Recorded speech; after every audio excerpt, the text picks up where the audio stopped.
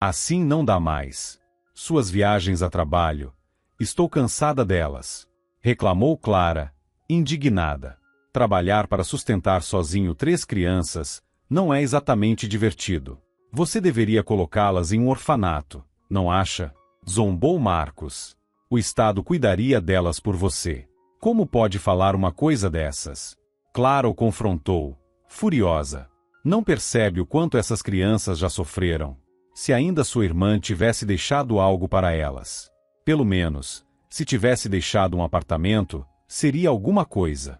Mas não, acabamos com esses parasitas às minhas custas. Bufou Marcos. E nem venha reclamar, você mora aqui com tudo pronto. Minha mãe e eu é que te aceitamos nesta casa. Eu trabalho, caso não tenha notado. Retrucou Clara, irritada. E para sua informação, me esforço para cuidar da família, ao contrário de você, que tenta fugir para o outro lado do mundo. Marcos apenas fez um gesto desdenhoso e arrastou a pesada mala em direção à saída. Enquanto via partir, Clara pensou que, em parte, ele tinha razão. Quando se casaram, ninguém havia falado sobre 3 crianças. No entanto, como poderia ela recusar uma forma de retribuir a sua irmã pelo sacrifício que salvou sua vida? Clara e Sofia nasceram em uma família de alcoólatras. As filhas eram vítimas constantes da mãe, Teresa, que espancava as meninas sem piedade. No início, os pais até tentaram manter as aparências, mas os problemas começaram com a chegada de um novo membro na família. A situação saiu do controle, e todos acabaram sofrendo com isso. Esse filho não é meu, gritava Paulo, enquanto perseguia a esposa pela vila. Você me traiu, me envergonhou diante de todos e me fez parecer um idiota. Não poderia ter saído um filho doente de mim. Paulo, pelo amor de Deus, o Alex é a sua cara. Protestava Teresa. É tudo culpa da maldita cachaça. Gritava Teresa, embora, cada vez mais, ela mesma fizesse companhia ao marido em suas bebedeiras. As meninas viviam frequentemente com fome. A situação era tão grave que, um dia, Sofia desmaiou na escola.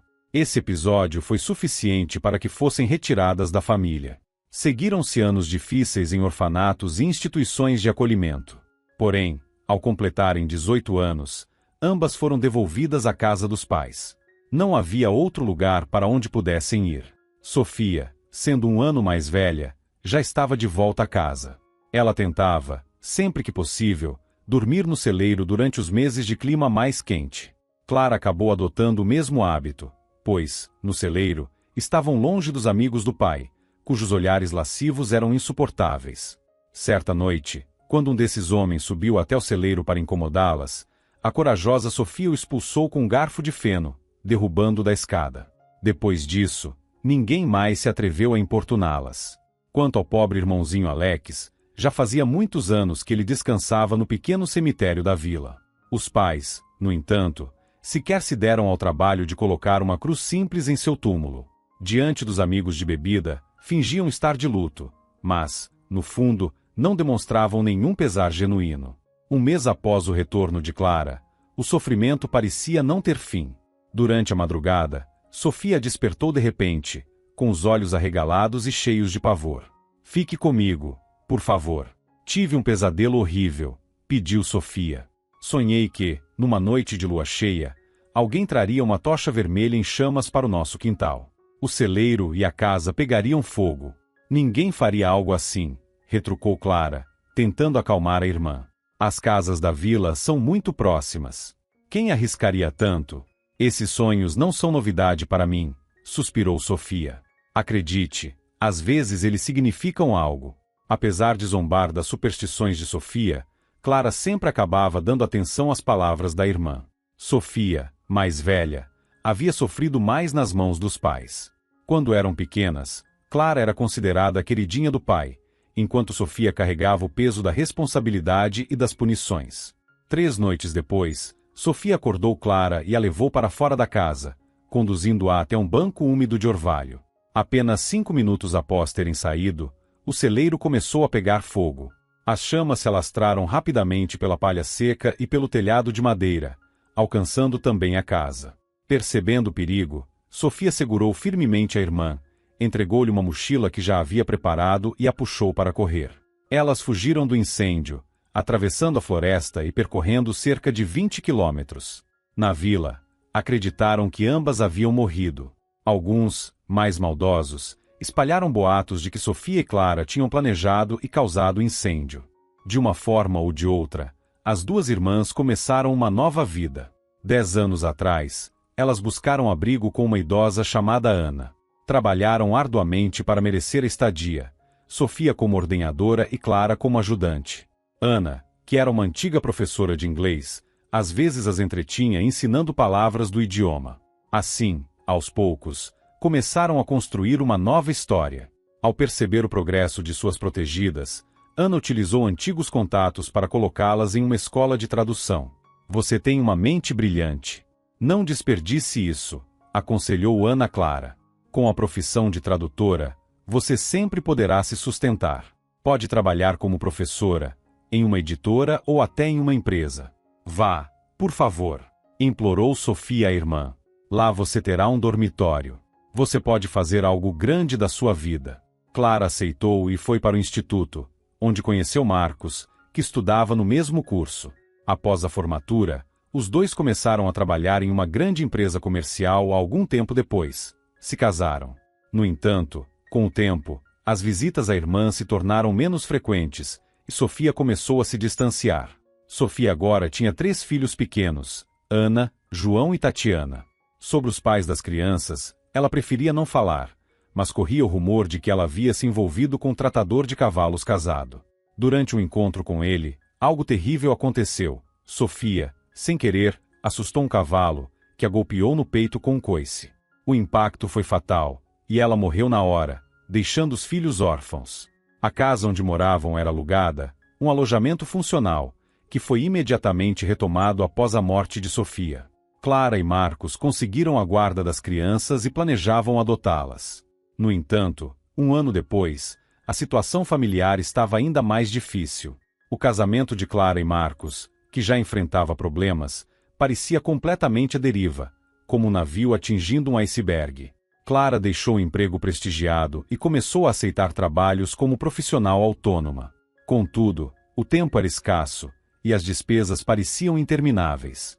As crianças, que estavam crescendo e adoeciam com frequência, precisavam de cuidados constantes. Embora recebesse uma pequena ajuda financeira pela guarda, aquilo era uma gota no oceano de despesas que enfrentava. A sogra de Clara, Dona Andréia, desprezava os netos adotivos, deixando claro que não os considerava parte da família.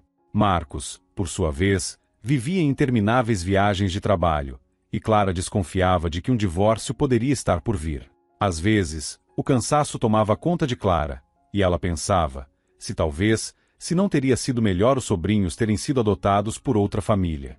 Mas, então, ela olhava para as crianças dormindo, com seus rostinhos serenos e mãos quentinhas, e sabia que nunca poderia abrir mão delas. Recentemente, a caçula, Tatiana, começou a chamá-la de mãe. Os mais velhos ainda hesitavam, mas já a viam como tal há muito tempo. Mais uma vez, assim que Marcos saiu em viagem, as 3 crianças ficaram doentes com um forte resfriado. Clara cuidava delas, todas febris, enquanto sonhava com uma ajuda extra. O telefone de Marcos não atendia, e ela não tinha dinheiro para comprar os remédios. Sem alternativa, foi forçada a pedir ajuda à sogra. Como era de se esperar, Dona Andréia não perdeu a oportunidade de reclamar. Você entende a situação desconfortável que está criando para todos nós? Resmungou. Essas crianças que você trouxe da vila são completamente selvagens. Clara, as leve para um orfanato de uma vez. Assim você poderá ir onde quiser e resolver seus problemas sozinha. Não preciso que me diga o que fazer, retrucou Clara, indignada. E quem mais vai dizer a verdade? Insistiu a sogra. Um dia, vão simplesmente tirar essas crianças de você, quando Marcos se cansar de carregar vocês todos nas costas. Eu mesmo o livraria desse peso com prazer, mas tenho um problema, não tenho para onde ir. Isso é algo que você deveria ter pensado antes. Pare de transformar nossa casa em um abrigo para esses sobrinhos desamparados, resmungou Dona Andréia, deixando os remédios sobre a mesa. Clara sabia que deveria agradecer, mas as palavras da sogra eram como uma lição amarga, tentando fazê-la enxergar a gravidade de sua situação. Marcos voltou uma semana depois. As crianças já estavam se recuperando quando ele abriu a porta com sua chave. Por hábito, Clara foi recebê-lo, mas percebeu que ele não estava sozinho. Ao lado dele, estava uma mulher alta, magra, de cabelos loiros e aparência de modelo. "Quem é essa?" perguntou Clara, confusa. "Essa é Lúcia, minha futura esposa e a nova dona desta casa", respondeu Marcos com um tom despreocupado. "Você tem ideia do que está dizendo?" questionou Clara, incrédula. "Marcos, vou esperar no carro. Me dá a chave", disse a amante, interrompendo. "Sei que vocês vão começar a brigar." Marcos entregou o chaveiro a Lúcia e se virou para Clara com uma expressão entediada, claramente preparado para um escândalo, lágrimas ou gritos. No entanto, ouviu apenas um sussurro. "Eu não tenho para onde ir", disse Clara com a voz embargada. "As crianças acabaram de se recuperar de uma doença. Já tenho um lugar em mente. Fiz a compra de uma casa. Você poderá morar lá", disse Marcos. "Você terá um teto para você e as crianças. Até o divórcio, para que a assistência social não nos perturbe, você pode continuar morando aqui. Também terá internet decente, já que precisa trabalhar. Mas após o divórcio, você se muda com as crianças para a casa que eu comprei. Vamos resolver isso de forma civilizada." Ele acenou com a cabeça para ela. "Mas saiba que, após o divórcio, não terei mais responsabilidade sobre a guarda. Depois disso, faça o que quiser. Entregue as crianças para adoção ou as leve para onde quiser. Elas não são problema meu." Clara olhou para o rosto sério de Marcos, para seus olhos cheios de sarcasmo, e percebeu que essa era sua única saída. Ela concordou com o divórcio nos termos dele, desde que pudesse manter a guarda dos sobrinhos e não ficasse desabrigada. 3 meses depois, todas as formalidades estavam concluídas. Assim que recebeu o documento de divórcio, Marcos organizou a mudança dos pertences da ex-esposa e das crianças, colocando tudo em um caminhão de mudanças contratado. De maneira exageradamente animada, ele forneceu o endereço ao motorista. "Esse lugar é no fim do mundo", reclamou o motorista. "Ninguém vai até lá. Essa vila, chamada Seré Branca, só tem uma estrada, e ela está em péssimas condições. Vou ter que cobrar a mais." "Leve até lá", retrucou Marcos, irritado. "Você foi contratado para isso. Pare de reclamar e faça o seu trabalho." Clara entrou no carro com resignação, segurando os assentos infantis para as crianças. Marcos, em um gesto que ele considerava elegante, fez questão de acompanhá-la até o novo lar. Quando chegaram, os carregadores já estavam descarregando a mobília. Clara observava o velho e grande casarão de madeira. Não era, nem de longe, o lar dos seus sonhos, mas ela não tinha escolha. Marcos resmungou algo sobre documentos, deixou as crianças e foi embora. Clara, então, caminhou em direção à casa. Era uma construção desajeitada, feita de troncos, com 2 entradas e uma varanda alta.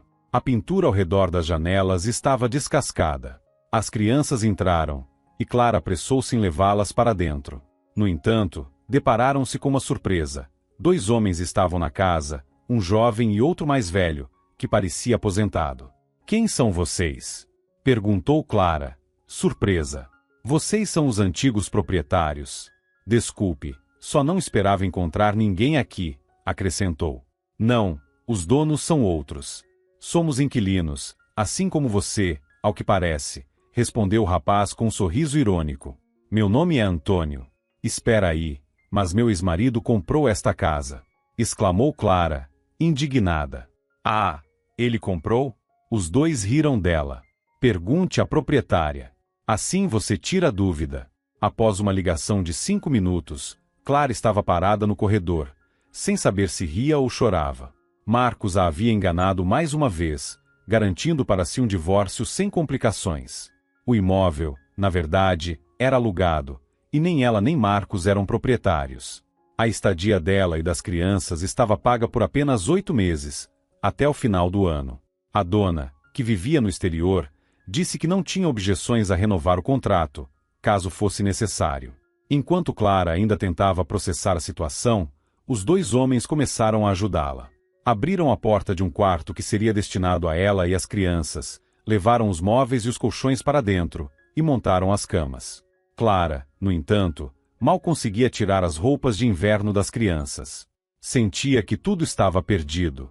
Dentro de 8 meses, os sobrinhos poderiam ser tirados de sua guarda, e seria impossível conseguir a adoção sem uma casa própria. Enquanto ela tentava se recompor, Pedro, o homem mais velho, já tinha sentado as crianças à mesa e servido sopa para elas com uma concha.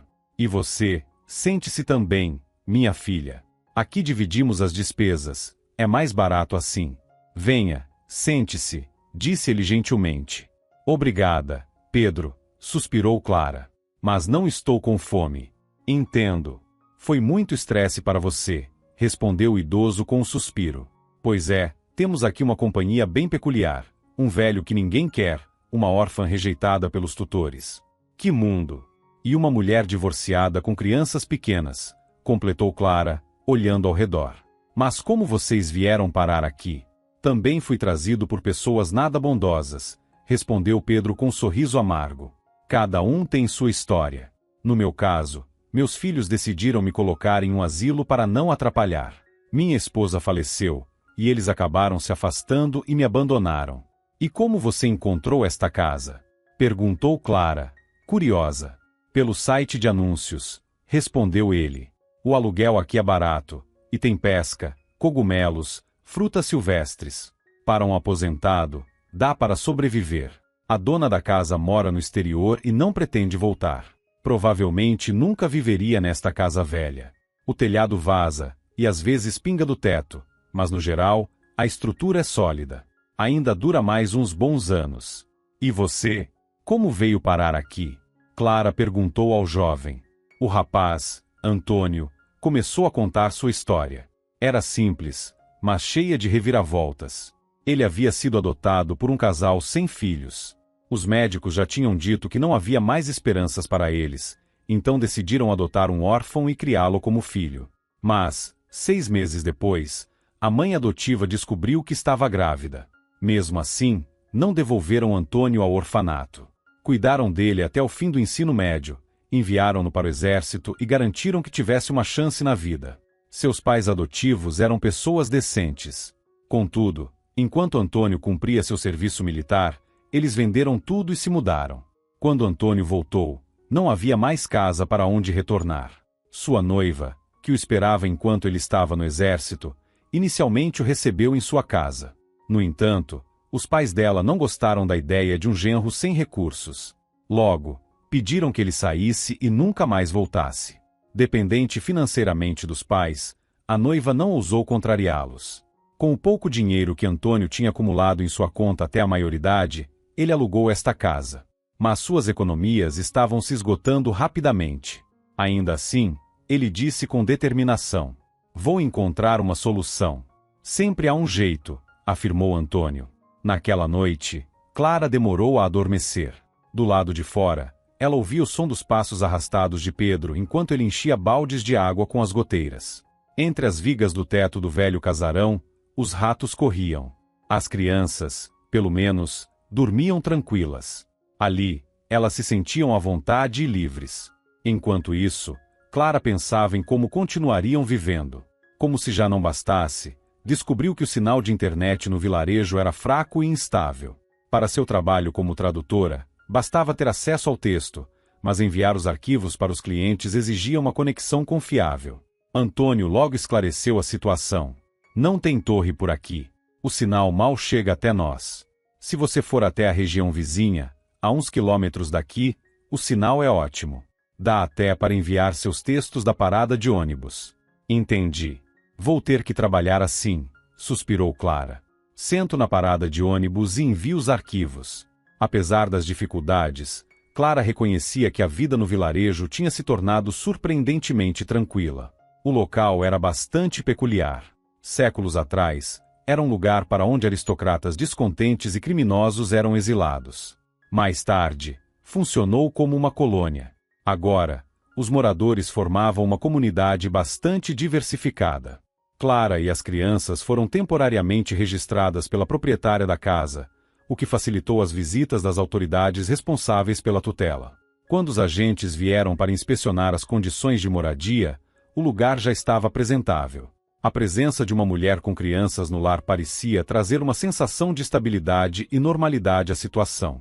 Eles se esforçaram ao máximo, colocaram um papel de parede novo, cuidaram do piso e organizaram o terreno, transformando-o em um ambiente mais acolhedor. Até construíram algo parecido com um playground para as crianças. Pedro, que sentia falta dos netos, passou a brincar com os pequenos. Não demorou muito para que Ana, João e Tatiana começassem a chamá-lo de vovô Pedro. Já Antônio era visto como um irmão mais velho e se tornou o líder das travessuras, além de ser a companhia preferida das crianças para brincadeiras. Com a chegada do outono, aproximava-se o momento de Ana e João começarem na escola. Clara, um pouco envergonhada, foi até a diretora pedir que aceitassem os dois no primeiro ano. A diretora, Joana Vasconcelos, a recebeu com gentileza. Não se preocupe, disse a diretora com um sorriso. Aqui, metade do povoado tem registros temporários. Traga as crianças, vamos aceitá-las com certeza. Muito obrigada, respondeu Clara, aliviada. É difícil mudar da cidade para um povoado, ainda mais com crianças órfãs. Entendo, não se preocupe. Vamos cuidar deles com atenção e sem estresse. Eles vão se sair bem, tranquilizou a diretora. Ah, e pode trazer a mais nova também. Não é um jardim de infância oficial, mas temos atividades extracurriculares. Que ótimo! Exclamou Clara, animada. Isso vai me ajudar muito. Trabalho remotamente como tradutora, mas às vezes preciso ir ao escritório, e não é fácil pedir ajuda aos vizinhos toda vez. Sei bem como é, também passei por isso, respondeu a diretora, compreensiva. Aliás, você não quer ser professora de algumas matérias aqui? Que língua você fala? Inglês, mas precisaria me requalificar para ser professora. Sou tradutora, explicou Clara. Não tem problema, podemos enviá-la para cursos. Pense nisso. Quando decidir, venha me procurar, incentivou a diretora com um sorriso. Por enquanto, só quero sobreviver ao primeiro ano escolar, brincou Clara, rindo. No geral, Clara se dava bem com os vizinhos. Antônio tornou-se como um irmão para ela, enquanto Pedro, com sua personalidade tranquila, lembrava seu pai nos raros momentos em que ele não bebia. Um pescador ávido, Pedro passava os dias no lago e só aparecia à noite para limpar os peixes e decidir como cozinhá-los. Embora Pedro tivesse sua pensão, o sustento de Antônio era um mistério. Dinheiro aparecia de tempos em tempos, mas ele nunca explicava de onde vinha. No restante do tempo, Antônio se divertia com as crianças de Clara e parecia perfeitamente à vontade com aquela vida simples. Naquela manhã ensolarada, Pedro, como de costume, estava se preparando para ir pescar. Ana e João pularam animados, pedindo para acompanhá-lo. Suspirando, ele pediu que as crianças se comportassem. Juntos, saíram de casa e seguiram para a beira do lago. Lá, o avô sentou as crianças no velho cais e foi cuidar das iscas e das linhas de pesca. Enquanto Pedro se preparava para a pescaria, as crianças brincavam animadamente perto da água. Em um momento de descuido, João, de 6 anos, perdeu o equilíbrio e caiu no lago. Ana tentou segurá-lo, mas também acabou caindo. Pedro correu para ajudar, mas percebeu que não conseguiria alcançá-los a tempo. De repente, houve um grande splash na água. Era Antônio, que havia mergulhado rapidamente. Em pouco tempo, ele conseguiu trazer os 2 irmãos assustados para a margem. Suas roupas estavam encharcadas, mas todos estavam vivos e a salvo. Que velho descuidado eu sou, lamentou Pedro, com expressão abatida. Nunca me perdoaria por isso. Ainda bem que ele chegou a tempo. Quando vi o João caindo, quase ganhei mais cabelos brancos do que já tenho, suspirou Antônio. Melhor não levar mais as crianças sozinho. Elas são rápidas demais, e você já não tem mais a energia de um jovem. Com certeza, não caio mais nos pedidos delas, respondeu Pedro, balançando a cabeça. Vamos contar à mãe. Ao saber que quase havia perdido Ana e João de uma só vez, Clara chorou de alívio e emoção. Ela agradeceu a Antônio inúmeras vezes por salvar as crianças. Embora ele ficasse visivelmente envergonhado com os elogios, também parecia satisfeito com os agradecimentos. Ficava claro que receber reconhecimento era algo raro para ele, já que, em sua família adotiva, o filho biológico sempre recebia mais atenção e elogios. Depois daquele dia, Antônio parecia ter mudado em relação a Clara. Talvez ele finalmente tenha parado de fingir e começado a aceitá-la. Clara também passou a perceber, com frequência, uma melancolia em seu olhar. Às vezes, ele ficava sem fazer nada, perdido em pensamentos, mas logo começava algum trabalho físico, como se tentasse superar algo interno. Naquela casa, entretanto, havia uma regra tácita: ninguém se intrometia nos sentimentos ou segredos dos outros. Todos ali carregavam suas próprias dores, e o incidente no lago apenas reforçou o silêncio compartilhado entre eles. Antônio acabou pegando um resfriado, provavelmente devido ao choque térmico que seu corpo sofreu. Ana e Tatiana continuavam saudáveis, mas João ficou febril por muito tempo, só se recuperando completamente perto do início das aulas. Mesmo assim, ainda se cansava facilmente e apresentava uma tosse persistente. Durante o exame médico antes de começar a escola, o médico perguntou: "Ele tem sentido dificuldade para respirar ou febre constante há muito tempo?" "Sim, mas isso é perigoso?" perguntou Clara, preocupada. "Receio que precisaremos encaminhá-lo para um eletrocardiograma. Pode haver complicações no coração devido ao estresse e à infecção. Aqui, nossa medicina rural é limitada. Se tiver condições, recomendo ir até a cidade para um bom centro cardiológico. Vou lhe fornecer uma referência", sugeriu o médico, com seriedade. Clara ficou tensa enquanto ele explicava. "Meu primeiro treinamento foi em cardiologia", disse o médico, quase como um desabafo. "Mas, como muitos aqui, vim para cá voluntariamente, após um incidente de demissão injusta. Decidi nunca mais voltar para a cidade. A saúde dele é prioridade", respondeu Clara, pensativa. "Ele pode frequentar as aulas, mas sem atividades físicas", advertiu o médico. Nesse momento, uma garotinha de cerca de 6 anos entrou correndo no consultório e se jogou nos braços do médico. "Sabrina, o que você está fazendo aqui?"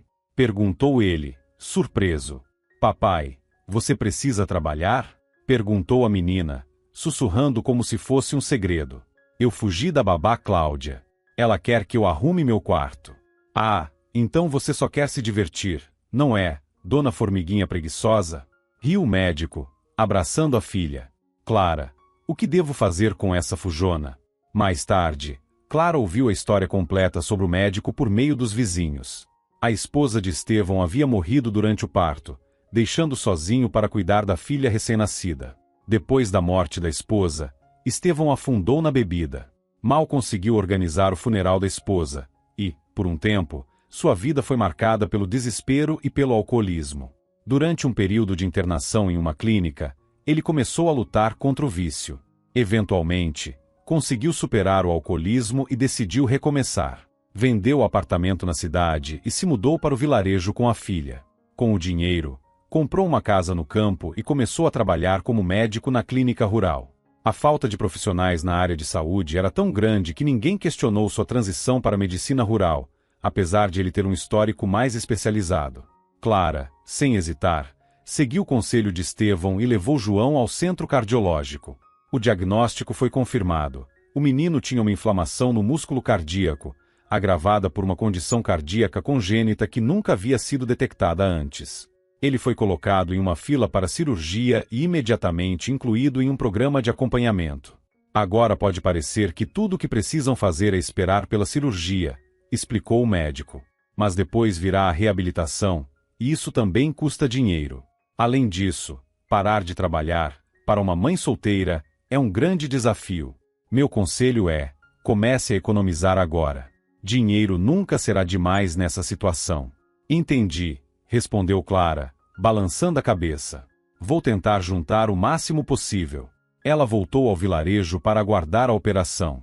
Enquanto isso, as crianças começaram a frequentar a escola. Os colegas de João, ao saberem de sua doença, tentavam protegê-lo e tratá-lo com cuidado.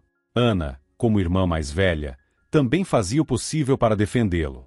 João se cansava rapidamente, mas recusava-se a ficar em casa, pois adorava estar com outras crianças. Pensando em como conseguir mais dinheiro, Clara decidiu ligar para o ex-marido, Marcos, que ainda era formalmente considerado tutor das crianças, apesar de ter solicitado judicialmente o cancelamento desse status. "Marcos, eu preciso da sua ajuda", começou Clara. "Clara, já somos estranhos um para o outro." "Pare de me ligar", respondeu Marcos, irritado. "Eu já paguei pela casa. Você deveria estar agradecida por isso." "Pagou?" Você só alugou um quarto. Retrucou Clara, indignada. Que belo e generoso gesto, Marcos. É eu que deveria pagar pela compra de uma casa para seus sobrinhos. Reclamou Marcos. Eles não são nada para mim. Quanto à saúde do menino, sinto muito, mas isso é só a genética de vocês. Pelo menos outras doenças piores não apareceram. Marcos, empreste pelo menos o dinheiro, implorou Clara. A cirurgia será feita. Eu prometo que devolvo. Cirurgia? Medicina infantil no nosso país é gratuita. Riu o ex-marido. E como você pretende me pagar? Não vou jogar de novo esse jogo de caridade. Boa sorte encontrando um patrocinador, Clara. Ele desligou, deixando Clara olhando pela janela. Ela sabia que não podia contar muito com ele, mas ainda assim a crueldade de suas palavras era difícil de digerir. Pouco depois, um cliente pagou um adiantamento generoso por uma tradução. Clara sacou o dinheiro e guardou cuidadosamente em uma caixa em seu quarto. A quantia, R$ 9.000, parecia uma fortuna naquele momento. Viu? Existe justiça, afinal, comentou Clara com Antônio. Mesmo que meu ex tenha se recusado a ajudar, Deus mandou esse dinheiro. Não acredito muito em karma, respondeu Antônio com um sorriso forçado. Talvez não, mas olha só que ironia do destino, disse Clara, com um leve sorriso. A propósito, recebi uma ligação de um novo trabalho, vou precisar ir até o cliente. Pode ajudar a cuidar das crianças e dar uma mão ao Pedro? Antônio hesitou, parecendo desconfortável. Não sei, Clara. Meu tempo aqui está quase acabando. Talvez precise procurar outro lugar mais barato ou, quem sabe, gratuito. Nos últimos dias, Antônio vinha agindo de forma estranha. Apesar de atender prontamente aos pedidos de ajuda de Clara, ele evitava interações com os outros moradores da casa e parecia mais sombrio e distante. Então, poucos dias depois, Antônio desapareceu de suas vidas. Ele levou consigo todo o dinheiro de Pedro e o dinheiro que Clara havia guardado na caixa. Ao descobrir o que havia acontecido, Clara caiu em prantos, completamente desolada. Pedro sugeriu que verificassem o quarto de Antônio. Logo ficou evidente que ele havia levado seus pertences. Na mesa, encontraram uma carta onde Antônio confessava que sua família não havia vendido o apartamento e se mudado apenas porque ele era adotado. Na verdade, Antônio era um viciado em jogos, lutando contra um vício severo. Ele tinha sido mandado para o vilarejo como uma última tentativa da família de afastá-lo de sua compulsão e ajudá-lo a mudar de vida. Por um tempo, ele conseguiu, mas a dependência acabou sendo mais forte. Ah, me desculpe. Eu deveria ter percebido, lamentou Pedro. Mas sabe, eu também não fui um exemplo. Minhas filhas queriam cuidar de mim depois que minha esposa faleceu, mas a vida delas já era complicada, com crianças e suas próprias famílias para cuidar. Foi por isso que decidi me mudar, para não ser um peso para elas. Não foi sua culpa, suspirou Clara. Eu deveria ter guardado o dinheiro de forma mais segura. Filha, vou dar minha aposentadoria deste mês para você, decidiu Pedro. Eu consigo viver com batatas e peixe. A colheita foi boa, mas você precisa mais desse dinheiro agora, para tratar do João. Clara não discutiu. Ela viu o quanto Pedro estava abalado e o quanto queria compensar o prejuízo. Ambos haviam criado um vínculo com Antônio, mas para Pedro, que conviveu com ele por quase 2 anos, a ausência do jovem era como perder um filho ou neto. A partida de Antônio também afetou João de forma inesperada. O menino chorava em segredo e ficava nervoso, algo extremamente prejudicial para sua condição de saúde. Preocupada, Clara ligou para Estevão, o médico. Ele começou a visitar a família regularmente, dizendo que era para acompanhar o caso, mas, com o tempo, passou a ajudar nas tarefas da casa. A filha de Estevão, Sabrina, se aproximou de Tatiana, e as duas se tornaram inseparáveis. Sabrina praticamente passava todo o tempo na casa de Clara. Apesar do apoio crescente de Estevão, a tão esperada chamada para a cirurgia de João ainda não havia chegado. Clara tentava se manter firme, mas a espera e as preocupações com a saúde do menino pesavam cada vez mais. João realmente precisava muito da cirurgia. Estevão usou seus contatos, ligando para antigos colegas de faculdade na tentativa de acelerar o processo. No entanto, todos os esforços foram em vão. Havia outras crianças na fila, também necessitando de ajuda urgente. Como pode ser assim? Exclamava Clara, indignada. Estamos esperando nossa vez, e o João piora a cada dia. Hoje ele nem foi à escola, só ficou deitado. Quantas crianças não vão sequer sobreviver até a cirurgia? É algo que acontece, suspirou Estevão. Eu não sou cardiologista pediátrico, mas conheço as estatísticas, e elas são desanimadoras. Na cardiologia, tudo é mais complicado do que em outras áreas. Ele já sofreu tanto. Por que tudo isso tem que acontecer justamente com meu menino? Lamentava Clara, aflita. Além disso, ela sabia que o prazo do aluguel da casa logo chegaria ao fim, e seria necessário encontrar dinheiro novamente. Vamos dar um jeito, prometeu Estevão de forma inesperada. Enquanto escutava a conversa, Pedro, que sempre teve um grande coração, tomou uma decisão surpreendente. Ele não era um homem de muita inteligência, mas sua generosidade era imensa. Sem dizer nada, em um dos dias, ele foi até a cidade para resolver algo importante. Pedro possuía um imóvel, um apartamento de 3 quartos em uma cidade maior. Atualmente, seus filhos e netos moravam lá. Sabendo que sua saúde estava piorando e que seu tempo era limitado, ele decidiu que esse bem seria destinado a Clara e sua família. Ele quis garantir que tudo fosse feito corretamente e que a família de Clara tivesse segurança no futuro. Assim, Pedro foi até um cartório e registrou um testamento em nome de Clara, deixando o apartamento para ela. Ele não mencionou o assunto, mas parecia tranquilo e aliviado por ter tomado a decisão certa. O corpo de Pedro foi encontrado na margem do rio por outros pescadores. Clara foi uma das primeiras a saber de sua morte. Ao entrar no quarto dele para procurar os contatos de suas filhas, ela encontrou o testamento. Ao ler o documento, lágrimas escorreram de seus olhos. Um homem que não era de sua família havia deixado tudo para ela e suas crianças. Ela guardou o testamento cuidadosamente e, em seguida, entrou em contato com uma das filhas de Pedro para informar o ocorrido. Porém, à noite, a casa foi invadida por uma verdadeira comitiva de parentes do falecido. As duas filhas, Nina e Rita, se comportaram de maneira rude e desrespeitosa, olhando para Clara como se ela fosse culpada pela morte do pai. As mulheres remexeram nos papéis do falecido, mas se recusaram a levar seus pertences pessoais. E as economias dele? Onde estão? Perguntou Nina de forma direta. Eu não sei. Ele vivia da própria pensão. Além disso, fomos roubados recentemente por outro inquilino, respondeu Clara, tentando se explicar.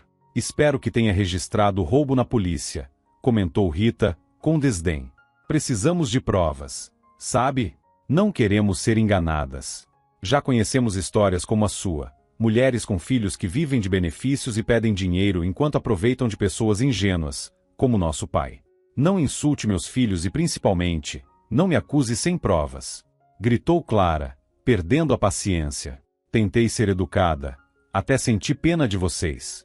Mas agora vejo que Pedro estava certo. Vocês são pessoas completamente sem coração, preocupadas apenas com seus próprios interesses. As duas irmãs se entreolharam e, sem responder, começaram a sair. No caminho, olharam curiosas para Estevão, que havia chegado para visitar João, ainda na lista de espera para a cirurgia. Apesar das tensões, Clara e as crianças continuaram se adaptando à nova rotina da casa. As filhas de Pedro não rejeitaram a responsabilidade de organizar o funeral, mas o fizeram mais preocupadas com a obtenção do atestado de óbito necessário para reivindicar a herança. Foi nesse processo que descobriram sobre o testamento deixado para Clara. Inicialmente animadas com a possibilidade de uma herança, Nina e Rita ficaram horrorizadas ao ler o documento. Tudo havia sido deixado para Clara, a vizinha. Furiosas, foram até a casa dela. Você entende que vamos entrar com um processo judicial, certo? Disse Rita, com um sorriso sarcástico. De qualquer forma, você nunca poderá morar naquele apartamento. Foi a decisão de Pedro, respondeu Clara com firmeza. Ela sabia que aceitaria a herança, pois precisava garantir um futuro para as crianças. Eu vou exigir uma investigação criminal, gritou Nina. Como é possível que alguém tenha morrido de parada cardíaca apenas uma semana depois de fazer um testamento? Você deve ter envenenado ele. Vamos pedir uma autópsia e buscar provas. Façam o que quiserem, respondeu Clara, irritada. Mas agora, por favor, saiam da minha casa. Vocês estão assustando meu filho doente. Ah, chega de usar a saúde do menino para ganhar pena, zombou Rita. Clara olhou para as filhas de Pedro e refletiu sobre como pessoas da mesma família podiam ser tão diferentes. Ele era generoso e bondoso, enquanto as filhas eram movidas por raiva e ódio. Nesse momento, João começou a tossir violentamente, e seus lábios ficaram arroxeados. Desesperada, Clara tentou chamar uma ambulância, mas nenhuma estava disponível. Sem alternativas, ligou para Estevão, que chegou rapidamente e começou a cuidar de João. Durante toda a confusão, Clara não percebeu quando Nina e Rita empalideceram e saíram silenciosamente de sua casa. Quando João finalmente melhorou, as duas já haviam desaparecido. Após o episódio, Clara ficou tremendo por uma semana inteira. A saúde de João piorou tanto que ele precisou ser internado no hospital. Sem ter com quem deixar Ana e Tatiana, Clara se sentia dividida entre o dever de cuidar do filho e das filhas. Enquanto isso, Nina, Rita e até Marcos, o ex-marido de Clara, começaram a articular maneiras de reivindicar a herança. Marcos conheceu o apartamento e sabia o quão luxuoso era. Começou a planejar como poderia se apoderar dele legalmente. Foi então que ele lembrou das crianças e começou a segui-las por uma semana. Com base nas informações que coletou, encontrou uma forma de chantagear Clara. Ele apareceu de repente na casa dela, abrindo a porta de forma arrogante, quase a chutando, e disse: "Posso te despejar. Aliás, você já pensou em como vai continuar pagando o aluguel? E o João, quando foi a última vez que você o visitou?" Perguntou Marcos, com um sorriso cínico. "Nos fins de semana." "Durante a semana, Ana tem escola", respondeu Clara, defensiva. "Por que está se justificando?" provocou Marcos. "Eu soube do seu enriquecimento repentino. Mas por que você precisa de um apartamento de 3 quartos no centro? Só o aluguel desse lugar equivale a todos os seus benefícios. Dê o apartamento para mim e tudo se resolve." "Você está louco?" retrucou Clara. "Talvez tenha ficado muito tempo no sol, embora hoje esteja nublado." "Não estou louco", respondeu Marcos. "Lembre-se de que ainda somos tutores das crianças. Posso muito bem registrar uma denúncia contra você. Dizer que as crianças vivem em condições horríveis, que você não cuida delas. Seu filho está há semanas sozinho no hospital. Onde está o seu esforço maternal? Por isso, podem facilmente tirar a sua guarda." "E o que você ganharia com isso?" perguntou Clara. "As crianças iriam para um orfanato?" "Claro, não vou mantê-las em casa", respondeu Marcos, desdenhoso. "Mas, sério, por que você precisa desse apartamento? Parece que ele tem mel, com todo mundo atrás dele." "Marcos, eu não vou te dar nada", disse Clara com firmeza. "Vamos ver", respondeu Marcos, rindo alto. "Minhas finanças não estão como antes. Um pequeno reforço de alguns milhões seria muito útil." "Já me informei", retrucou Clara. "As filhas de Pedro ainda terão direito à parte obrigatória da herança. Você pode acabar sem o que deseja." "Isso veremos", disse Marcos, com um sorriso malicioso. "Mesmo uma parte desse apartamento luxuoso já seria incrível. Elas podem até querer me vender a parte delas. Então, finalize logo esse processo de herança. O tempo está passando, e seus filhos podem acabar no orfanato. A menos que a tia deles, que se considera mãe, esteja disposta a fazer sacrifícios. Mostre que realmente ama essas crianças." "Como você é desprezível", disse Clara ao ex-marido, com nojo. "Será que você não sente nem um pingo de pena dessas crianças órfãs?" "Ah, pare com isso. Tenho certeza de que você só pegou essas crianças por causa dos benefícios", respondeu Marcos, zombando. "E se o João ficar inválido ou morrer, você vai usar isso a seu favor também, não é? Saia daqui e nunca mais se aproxime de mim", gritou Clara, já no limite. Tá bom. Só pega suas coisinhas", retrucou Marcos, rindo. "Aliás, será que é bom para as crianças ouvirem esses seus gritos? Acho que a assistência social deveria dar uma olhada nisso. Vou registrar uma denúncia agora mesmo." Marcos saiu da casa, rindo sarcasticamente, enquanto Clara, exausta, se deixou cair em uma cadeira, as lágrimas escorrendo pelo rosto. A pequena Tatiana subiu em seu colo, abraçando-a com força. "Mamãe, não chore", disse Tatiana, carinhosamente. Clara abraçou a filha e respondeu: "Vou parar logo, querida. Vá brincar. Precisamos buscar a Ana na escola daqui a pouco." "Não, Vou ficar aqui com você, respondeu Tatiana, abraçando o pescoço da mãe ainda mais forte. Você nunca vai nos deixar, não é? Mais tarde, depois de colocar as meninas para dormir, Clara contou tudo a Estevão. Eles continuavam se encontrando diariamente, e a maneira atenciosa como ele cuidava dela e das crianças parecia capaz de derreter até o coração mais duro. No entanto, nenhum dos dois queria apressar as coisas. Ambos haviam aprendido com experiências difíceis e estavam apenas tentando tornar a vida um pouco mais fácil para o outro. Você caiu de uma fogueira direto para outra, suspirou Estevão.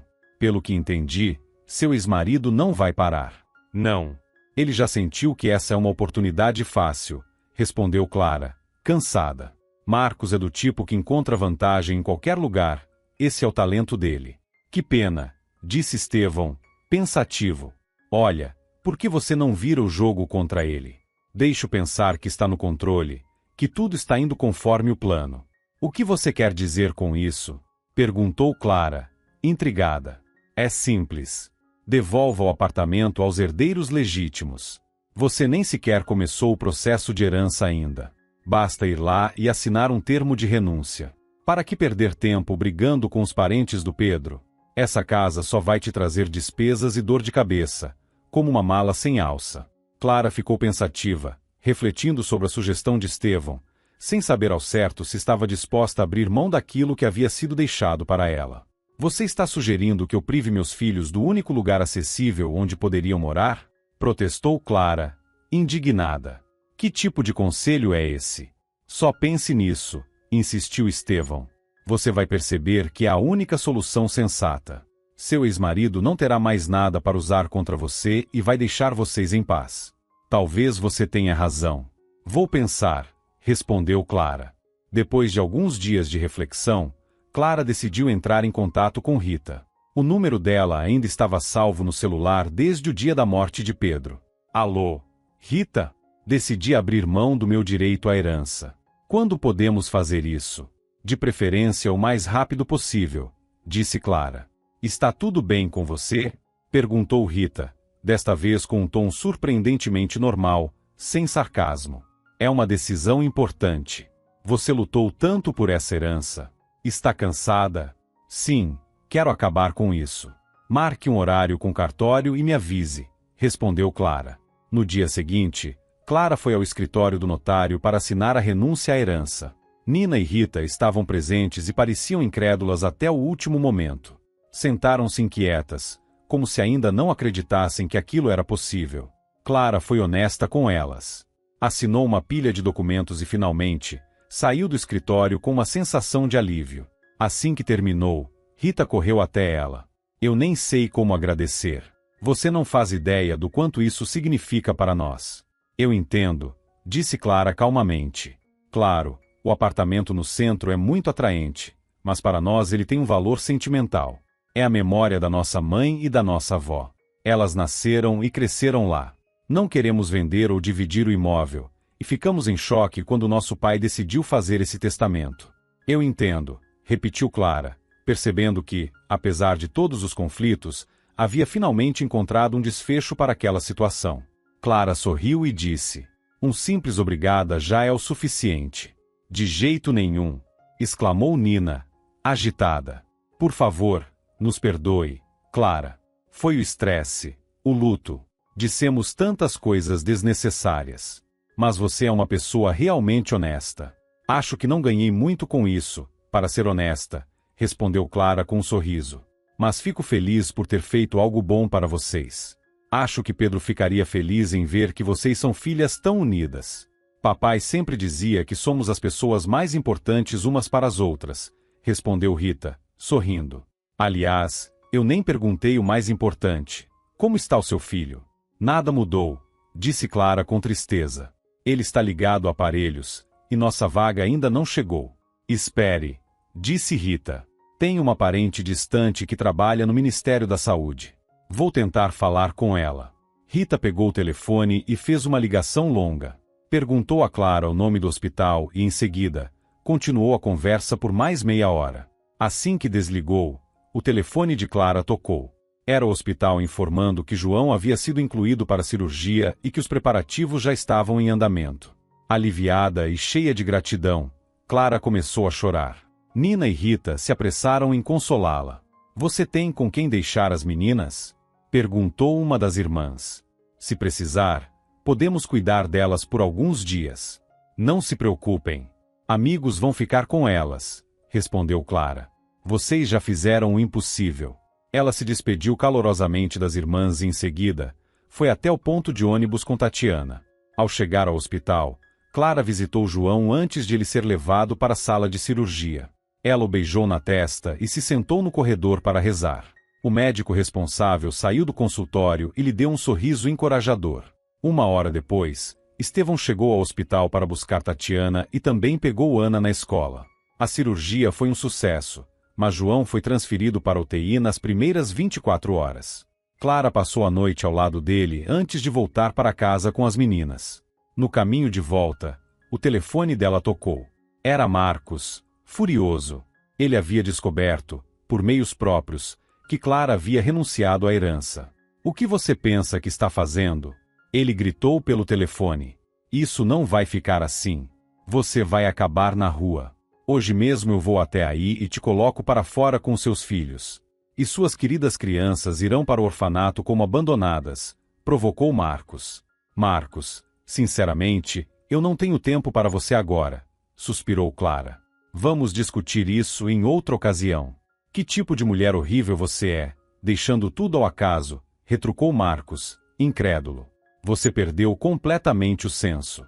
Pense o que quiser, respondeu Clara, exasperada. Pelo menos, agora tenho certeza de que você não vai ficar com o apartamento. Fiz o que achei certo. Ela encerrou a ligação e bloqueou o número dele. O que Marcos não havia contado, no entanto, era o verdadeiro motivo do seu desespero em obter o apartamento. Sua amante havia dado um golpe, roubando todo o dinheiro dele. Agora, ele estava na miséria, desesperado, tentando encontrar uma saída para o caos em que sua vida havia se transformado. Às vezes, não é necessário fazer nada. O karma providencia a justiça, mostrando que as escolhas erradas sempre cobram seu preço. Em seguida, Clara ligou para Estevão, explicando a situação e pedindo que ele ajudasse com as crianças. Estevão, preocupado e demonstrando seu carinho, aproveitou o momento para fazer um convite especial. Sugeriu que Clara e as crianças fossem morar com ele. Ele queria oferecer estabilidade e formar uma nova família juntos. Clara, emocionada com a proposta e tocada pela generosidade dele, aceitou com alegria. Com tudo acertado, Clara voltou para casa para organizar seus pertences. Os vizinhos, que a respeitavam muito, prontamente se ofereceram para ajudar no transporte. Em poucas horas, todos os seus pertences, incluindo móveis, foram levados para a casa de Estevão. Quando chegaram, ele as acolheu calorosamente, e juntos passaram a noite arrumando e transformando o espaço em um lar aconchegante. Mais tarde, os vizinhos contaram que o ex-marido de Clara apareceu na casa antiga, mas não encontrou ninguém. Irritado, ele quebrou as janelas com pedras e foi embora gritando. Felizmente, ele não apareceu na casa de Estevão, permitindo que Clara e sua nova família começassem essa nova etapa em paz e segurança. João, por sua vez, teve alta e foi colocado sob os cuidados de Estevão. Em poucos meses, ele pôde voltar à escola. Durante esse tempo, Clara e Estevão se casaram. O processo de adoção dos sobrinhos de Clara estava em andamento, e Marcos não era mais tutor das crianças. Agora, com uma conexão de internet melhor no novo local, Clara conseguiu retomar plenamente seu trabalho como tradutora, algo que a alegrava, pois ela não queria depender exclusivamente do marido. Fazia questão de proteger Estevão, que tinha uma rotina de trabalho exaustiva, frequentemente viajando para atender emergências em vilarejos vizinhos. Foi em uma dessas viagens que ocorreu uma tragédia. O carro que levava Estevão a um chamado colidiu com um caminhão, capotou várias vezes e pegou fogo. Estevão sobreviveu, mas estava inconsciente no hospital, com os médicos sem previsão de melhora. Clara se dividia entre cuidar da casa, agora com 4 crianças, e passar o máximo de tempo possível no hospital ao lado de Estevão, em oração e angústia, esperando por sua recuperação. Organize uma coleta, mesmo que seja de centavos. Todos podem ajudar de alguma forma, sugeriu o diretor da escola Clara. E quando seu marido melhorar, venha trabalhar conosco. As crianças ficarão sob supervisão, E ainda consigo preencher uma vaga. Eu adoraria, respondeu Clara com um suspiro. Mas, no momento, não tenho um minuto livre. São 4 crianças, preciso sair com cada uma, brincar, ajudar com as lições de casa, fazer trabalhos manuais. Estou me desdobrando. Pelo menos, já resolvemos tudo com assistência social. Se quiser, eu mesma posso organizar a coleta, propôs a diretora da escola. Você está parecendo um fantasma de tão cansada. Que tal eu ir até sua casa à noite para cuidar das crianças enquanto você descansa? Está tudo bem, de verdade, respondeu Clara, suspirando. Já recebo muita ajuda dos vizinhos.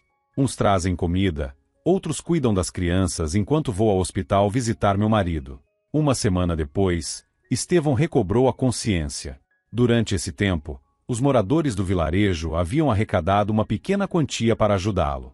Não era suficiente para algo significativo, mas era um gesto de solidariedade que comoveu a família.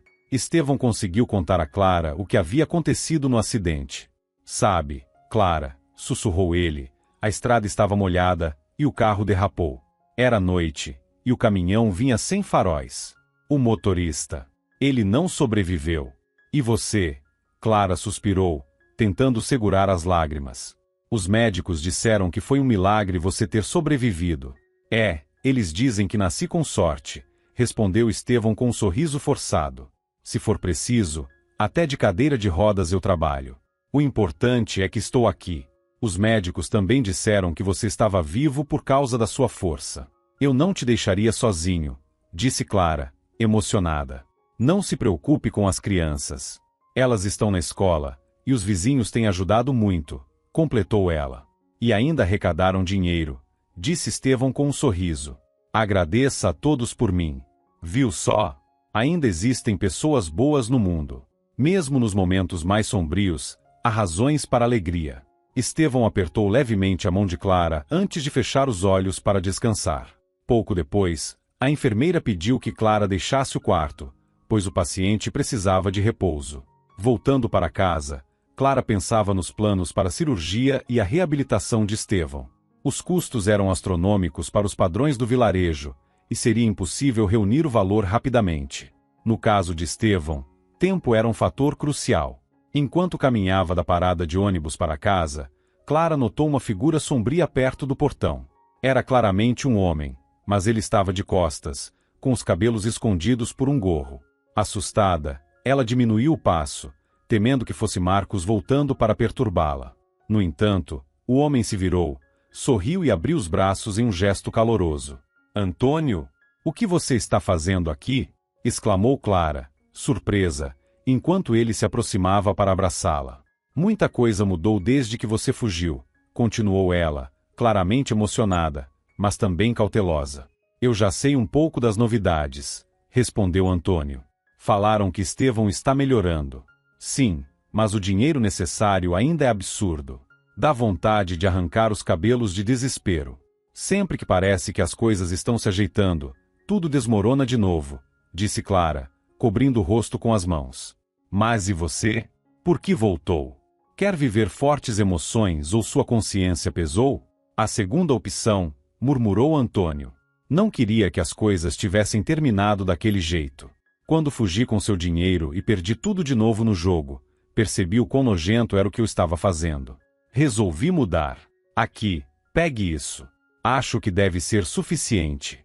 Considere como meu pagamento com juros. Isso é 100 mil, exclamou Clara, chocada. De quem você roubou? Eu ganhei, respondeu Antônio, um pouco irritado.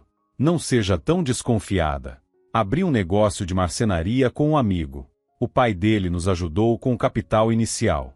E agora estou tentando consertar os erros que cometi. Antônio entregou o dinheiro a Clara, que ainda estava incrédula, mas aliviada. A visita inesperada trouxe uma nova esperança em meio às dificuldades. Finalmente conseguimos um lucro estável, então vim pagar o que devo. Aceite, não é pouco, mas estou dando de coração, disse Antônio, entregando o dinheiro. Você não tem ideia de como isso chegou na hora certa, exclamou Clara, emocionada, abraçando-o com força. Venha, entre, vamos tomar um chá.